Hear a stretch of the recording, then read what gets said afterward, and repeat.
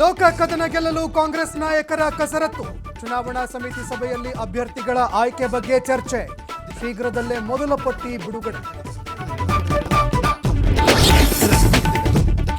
ಲೋಕಸಭಾ ಸಮರ ಗೆಲ್ಲಲು ದಳಪತಿಗಳ ತಾಲೀಮು.